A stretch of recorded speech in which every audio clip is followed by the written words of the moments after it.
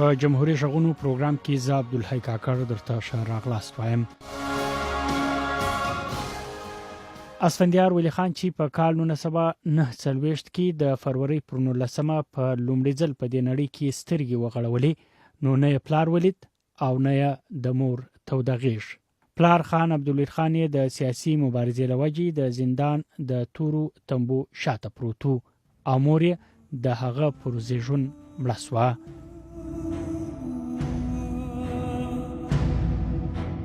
د اسفندیار ولی خان پلرنی کلی اتمانزو چارسده ده، خو هغه پیدا په مردان کې سو، ځکه چې نیکه او پلار یې د هغه وخت حکومت زندان ته اچولي ول او د په وینا ټول جایداد حکومت ضبط کړی وو. زمونږ د بابا منقوله او غیر منقوله ټول جایداد ضبط داسې ضبط کړو چې زمانه یو مشر خور د هغه په ځانګو کې و، د 2 کال و، هغه ځانګو کې پرته و. پولیس هغه چته کړ په ځمکه کې خدا ولې ودا ځانګو د ولی خان ملکیت دی، دا هم ثبت دی. د باچا خان د عمر څه د پاسه 10 کلونه زندانونو وخوړل او ولی خان بیا د سیاسي مبارزې له کبله تر 10 کلونو زیات وخت په زندان کې تیر کړی وو. اسفندیار ولی خان چې پیدا سو نو پلار او نیکه په جیل کې وو، چې کله لویدلی نو هر وخت به د پلار او نیکه ملاقاتونو ته کله یو جیل او کله بل جیل ته تللی، او چې کله به بیا هغه دواړه راخلاصو نو اسفندیار ولی خان به له هغه د زندانونو کیسې اوریدلې. په بل معنا جیل ته تلل هغه ته په میراث کې ورپاته سوی وو، او چې کله ستر سو نو د سیاسي مبارزې په محل د وخت د حکومتونو لوري د هغه وجیل ته تلل او راتلل سلسله پیل شوه. جیل ته خو 15 ځله تلم او کورکه نظر باندې مې د تاسو نظر باندې مې د چې د مشرف په وخت کې په درو صبح کې زه صبح بدرو ما یو په خپل صبح کې ګرځېدی شو. دا څه نظر باندې په جیلونو مې د چې بالای سار کې او تا خانه و میاشتم پاره تا خانه کې ریکورډ وی چې دا پته نه و چې بار نور دی او که باران دی او ورځ او کشباره. اسفندیار ولی خان 15 کلن وو، په نهم جماعت کې وو چې په 1915 کال کې په پاکستان کې د فوجي امیر جنرال ایوب خان لخوا د ولسمشری انتخابات وسو. د ولسمشری څوکۍ لپاره جنرال ایوب خان ولاړو او په مقابله کې د پاکستان بنیاد ایښودونکي قائد اعظم محمد علي جناح خور فاطمه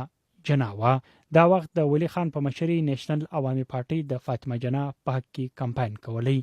هم دا وخت چې په دې هیواد کې ځوانانو د جنرال ایوب خان پر ضد پاڅون وکړ، چې پکې اسفندیار ولی خان هم برخه واخیسته او د لومړي ځل لپاره 2 غنټې په جیل کې تیر کړې. چې په لومړي ځل نه هم کې د فاطمه جناح او د ایوب خان الیکشن نو هغه کې تاسو ویا دي چې سټوډنټانو هغه بل چینی چور والا و چې والټ کولو اکه د مشورو چولې و. هغه وخت ټول سټوډنټان راوته بیا دا هغه په نتیجه کې چې هغه وروتل او پندای فایرینګ وشو پکې الکان شي دا زمون پرې نو هر کې پکې یو لک شي شو. نو دا غیره پس بیا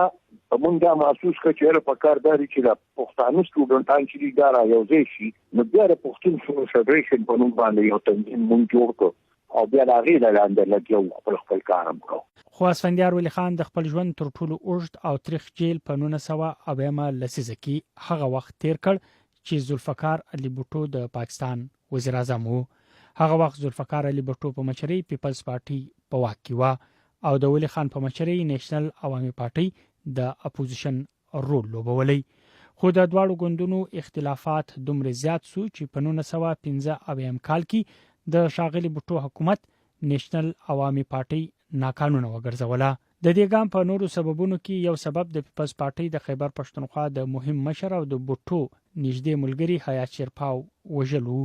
حیات شیرپاو په 1915 کال د فروری پر 9 نیټه په پېښور یونیورسيټي کې په دستوره کې د بم په چاودنه کې ووژل شو. ذوالفقار علي بوټو نیپ ناقانونه وګرځولې. خان عبدالولی خان د حیات شیرپاو د قتل په تور ونیولې او حکومت په دې تړاو د دې ګوند په لسګونه نور غړي گرفتار کړل. اسفندیار ولی خان هم په دې تور په 1915 کال کې ونیول شو او د په وینا ور باندې فشار واچول شو چې په قتل کې د خپل پلار ولی خان لاس درلودل ومني. کوشش دا چې هغه ما ته وی چې تب بیان ورکې چې مونږ ته ولی خان ویلو چې تاسو حالات شیر په ملک او ما بیا سټوډنټان را واستل وږي ته نیو وږي لاړ دا د ولی خان په وینا څه شو نو چې پریشا غوي نو یو ځای په پلار نه کوي نو ته دروغ غوي په څنګه سره په پلار کوي دا تاسو نه په تک باندې پیته. خو عجب دا ده چې کله اسفندیار ولی خان پیدا سو نو په زنګو کې وو، پلار او نیکه په زندان کې، خو اوس هغه 14 کلن او پر یو وخت نیکه پلار او زوی درې واړه په جیل کې دي. چې دا ما درته د 15 یم خبره وکړه کنه دا زما خیال ته دنیا په تاریخ کې واحد مونږ په سیاست کې 3 پیړۍ په یو وخت په جیل خانو کې پراته. باچا خان بابا یو ځای بابا بل ځای زبل ځای مونږ 3 پیړۍ په یو ځای باندې په جیل خانه نم د چانه قتل کړو، نم جواری کړو، نم زنا کړو، نم شوکا دا کړو. سیاستو په سیاست کې 3 واړه پیړۍ په یو ځای نیولې د خانه کس یې ځای پروت. اسفندیار ولی خان عدالت د حکومت په غوښتنه د پښتنو ګرویژنو لپاره پولیس ته حواله کړ. هغه تر شاوخوا 240 ورځې پورې د وارسک په تاڼه کې ووهل سو او وټکول سو. زما د خپونه د هر ګوتنه نو کې په دغه باندې ستو په نسی باندې زما د وجود د څټ نواله تر د جوړو د پوند پورې زما په وجود یو وختونو پرېښدای نه ټول وار په ور شو کولو سلو شوارو چې برنده کې اوستنې ته په داسې پوزیشن کې تړلو چې څلور زمانه مټي ګوتې د خپېدي دا زمکه پورې د ګلې نور پاکستاني شوړند تاسو د ورڅ تاڼه وکنه چې او دا دامو د غرفاره میاش خو یار خیخ نیم و باران ورېد او راويخ کولو په مره پوری په بوجه کې بند کړم را له به په پاره یو خوبو کې راکول بیا د روخلم بیا د راکول بیا د روخلم واستفق نو په ډېر تعلق وخت یار الله تیر کړ. له اسفندیار ولی خان سره په زندان کې د خپل پارټي شاوخوا یو سلسل ملګری هم ول او کله چې د پر هغه د سوي سخت تشدد خبري کوي نو وايي د هغه په مقابله کې ورته د ځان تشدد هیڅ نشکاري. ما تاسو خپل ځان ډېر دغه ښکاری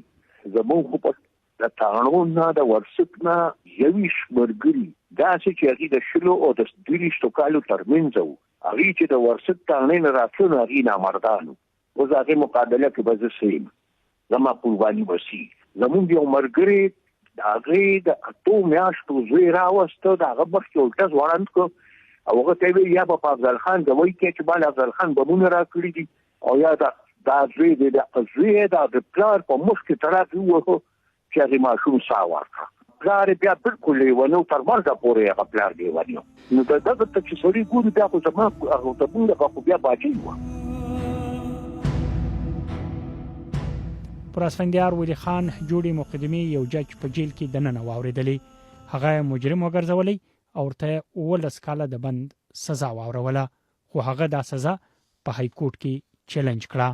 بیا های کورټ پرې خودمه او وجوبه لو به راځه تا کړو چې زینی ولې په فروری کې او په اپریل په میاشت کې چې پارک متماکي شوی وی راځي الزام په باو ته چې جج ته مخامخ شو جج ورته چې له په سره خاص به خو تاسو نیولې فروری کې دی الزام په تاسو د اپریل لګوي نو بیا خو د جیل سپورټنټ هم د سره ملزم کې کنه ځکه چې هغه وروختی د جیل د دغه د وجه بیا عدالت وی چې تاسو دونه دا تروخ تاسو ویلې چې تاسو ټول مقدمه تروخ نو ټول مقدمه کې په یو ورځ باندې اتش په مقدمه ورا باندې نو یو په یو ورځ کې ته هغه کړم یو بس ځکه نه ډیره مهرباني. اسفندیار ولی خان شاوخوا 3 کاله په زندان کې تر تیرولو وروسته د کال 1990 په ورستیو کې لجل راووت. دا وخت د ذوالفقار علي بوټو حکومت ختم شوی وو. جنرال ضیاءالحق مارشال لګولې و او هغه حیدرآباد سازش کیس مقدمه ختم کړه چې په نتیجه کې ولی خان او نور سیاسي مشران راخلاص شو. له جیل څخه تر خوشی کېدو وروسته پلار او زوی یو بل ته مخامخ شو. لکه د جیل نه د قراله ما په وو یا یم کې نو بابا را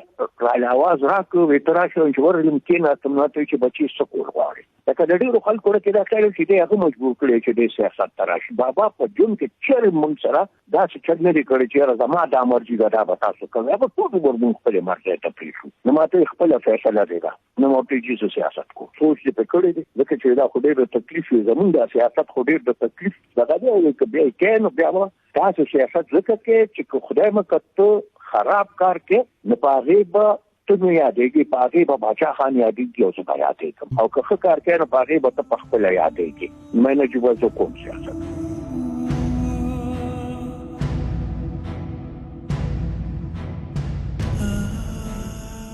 درنو اوریدونکو د مشال رادیو په اونیزه خبرونه جمهوریت ژغونو کې مو د عوامي نېشنل پارټي مشر اسفندیار ولی خان د زندانونو کیسه واوریدله.